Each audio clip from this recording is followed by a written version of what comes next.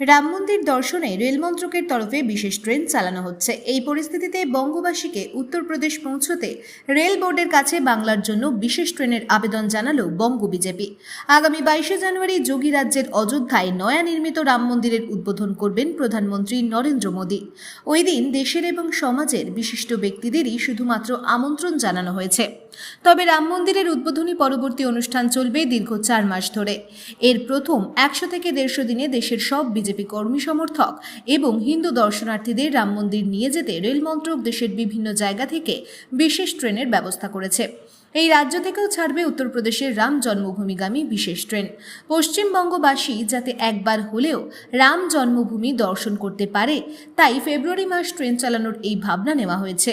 জানা গিয়েছে জানুয়ারি মাসের শেষ থেকেই রাজ্যের প্রতিটি স্টেশন থেকে প্রতিদিন একটি করে ট্রেন ছাড়বে অযোধ্যার উদ্দেশ্যে।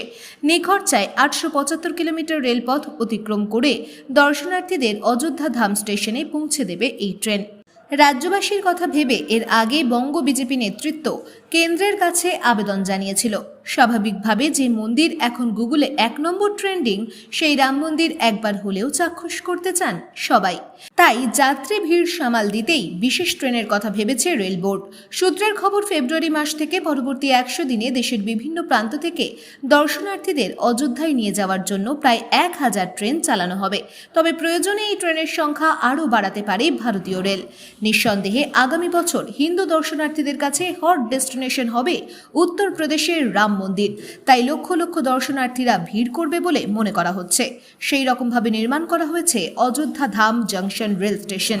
এখানে একসঙ্গে 50,000-এরও বেশি যাত্রী স্টেশনে ধরতে পারে। প্রায় 240 কোটি টাকা খরচ করে এই স্টেশনের পুনর্নির্মাণ করা হয়েছে। ঠিক একইভাবে বিমানবন্দরটিকেও রাম মন্দিরের থিমে সাজিয়ে তোলা হয়েছে। ব্যুরো রিপোর্ট, খবর আজকে।